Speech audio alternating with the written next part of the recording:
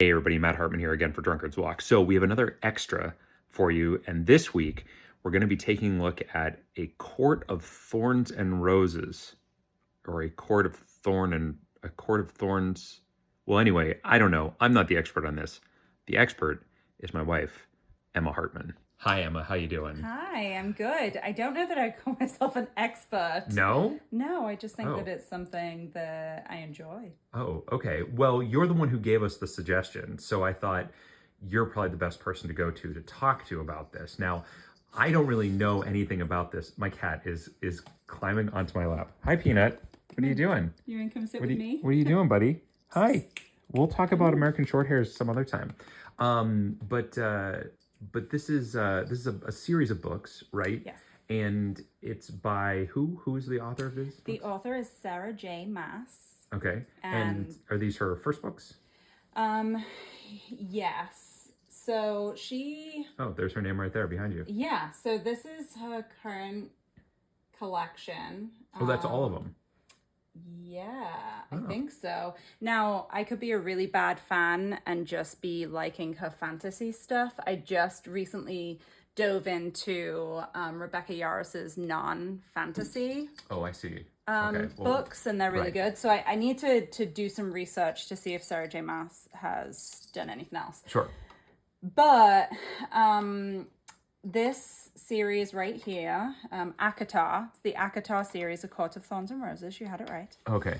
I wasn't sure what got pluralized and what didn't. Sure. Is kind of like the first step into the Maas universe. Oh. Which is this whole collection. Okay. So a very, very good friend of mine suggested that I start with this collection. Do you want to tell us your friend's name? Her name is Heather Evans. Oh, okay. Yeah, she's my A shout out. book talk girly for life. Okay. And influences me in the best and worst kinds of ways. So much so that she and I went to New York to see Rebecca Yarros speak. Oh, okay. When Onyx Storm came out. So she encourages me to spend my money on bookish things. I see. So yeah, we have ACOTAR. Then we move into the Throne of Glass series, which is this series. This series is complete. I see. Okay. And then after that, we move into the Crescent City series. Sure. Nothing irks me more than when the books aren't the same size. Yeah, what's the deal with that?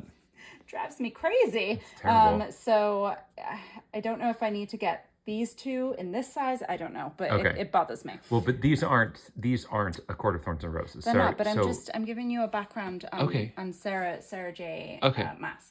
But back to A Court of Thorns and Roses. Right. This is not a complete series. No, yet. no, certainly not. I can tell the way it's boxed. I know, which means I'm going to have to get, like, when the next book comes out, the next box set. Yeah. This series is about 3 sisters in the beginning. So the first book is A Court of Thorns and Roses. Right. It gives Beauty and the Beast at first. And you really fall in love with the main female protagonist character and her kind of captor turned lover turned beastie man, Tamlin. That changes pretty quickly as we move on through the series. Okay. Because Tamlin's a big derp. We don't like Tamlin. Oh. Is this controversial, or is this nobody likes? No. Oh, okay. No. Well, I don't know. I haven't read that. I purchased a candle for Heather for like a birthday or a Christmas or something, and in it on the outside it says smells like Tamlin's a little bitch. Oh. Yeah, because he's the worst. Some people still have love for him. I do not. No. In fact, little sidetrack, a lot of people read this book, loved Tamlin so much that they went and got his name tattooed on their bodies. Oh. Before moving on and realizing how just... So in that book, still fine. But once we move out of that book, not so good. Still fine. I was never taken by Tamlin. He's pretty controlling. Similarly to like the Beast in Beauty and the Beast, right? Sure, He's yeah. kind of a jerk. And then he starts to learn. Right. But I did feel like he was a little overpowering, and I just didn't like his whole demeanor and his whole situation. Okay. But essentially, we kind of move through the series. So the first 3 books, which is the red, green, and pink books here. So we have A Court of Thorns and Roses, A Court of Mist and Fury, and A Court of Wings and Ruin. These are all kind of focused on Feyre, which is the main protagonist. It moves through kind of her story as a human. She actually then turns into a high fae. This is a book about fairies and fae and magical creatures. Our cat is now on our table. Not supposed to be there. Get down here. See, cats aren't supposed to be on tables in this house. No feet where we eat. No. I'm doing like a really terrible, like it's such a good. Okay, you don't have to. There are people who have read this, right? And the like, people who let's want make to the read this assumption. will read this, right? I mean, I definitely recommend it. So I love you it. don't need to give us the actual summary of the story. Okay. But what I do want you to tell me is, why do you like this? Why do other people seem to like this? Like, what's the deal? I like it because I grew up reading Harry Potter. Okay. I love the fantasy world. Sure. I also read things like Twilight and those types of things, and The Hunger Games and these kind of fantastical worlds. Feel like The Hunger Games is a little more like, I feel like it's fantastical. Dystopian. But It's more dystopian, thank you. But as I grew older and came into like adulthood, I didn't really find anything in the fantasy genre that really kind of grasped me. It all felt very YA. And I just couldn't get into it. So I stopped reading for the longest time, and I would read like here and there, and I'd find something that interested me, but they were like one-offs. But I was really in the mood for like getting my teeth into a series of books.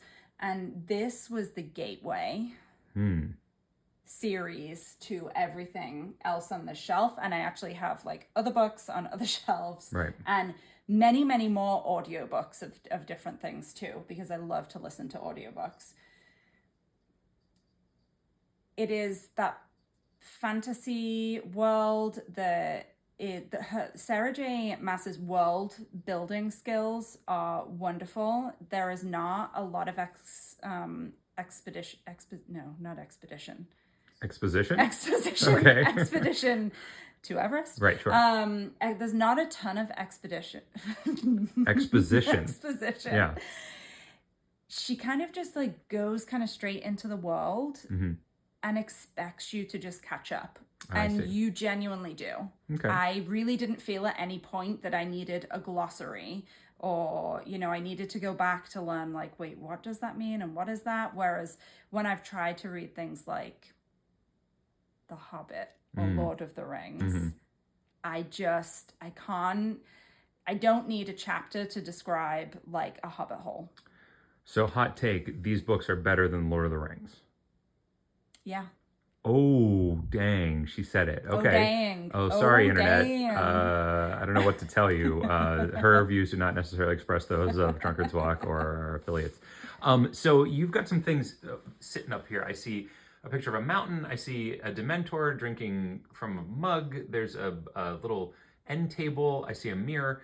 Are all these things related to this or no? Listen, he just said, I see a mountain. Let's not even get past the Dementor. There's a mountain. So this little picture, Yeah. I printed it out because I felt like the shelf needed something, but Okay. now I look at the shelf, it's kind of overloaded, but Yeah, I love a it. little bit, yeah. So this is the 3 peaks of Valaris, Oh, sure. which is where Feyre ends up living with her lover. Okay. I say lover, her like true mate. Sure. Good enough. And it has a quote on it that is my favorite quote from the book. Mm-hmm. And the quote is, "To the stars who listen and the dreams that are answered." I see. Okay, so you created this little image? I did. Or you just printed it out? I did. I Okay. created it and I printed it out. Very and then nice. this is the Sorial, Sure. which is a character that Feyre comes across a few different times throughout the whole series. And it's funny because it's just described as this horrific thing that you would never be able to catch or kill or do anything bad to. It's just too powerful.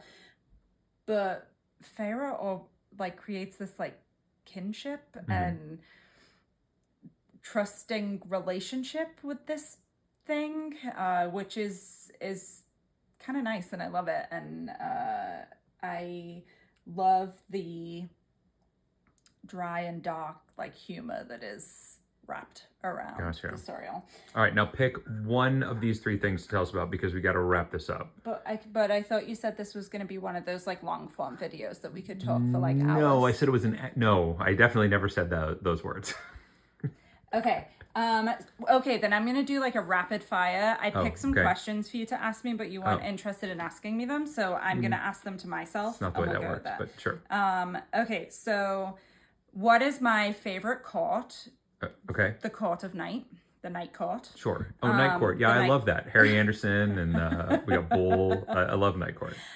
What is my favorite book in the series? Yeah. It is a Court of Wings and Ruin. Okay. You all know why. Wink. Wink. Which is my least favorite book in the series. Sure. Ooh, dang. Gosh. Ooh, asking the hard questions Ooh, dang, now. asking myself the hard questions. Oh, that's a hard one, Matt. Which is it? You know what? Maybe the first one because Tamlin. You know. Great, yeah. This one's a novella though. Right. It's cute. I could skip it. Too short, yeah. Okay.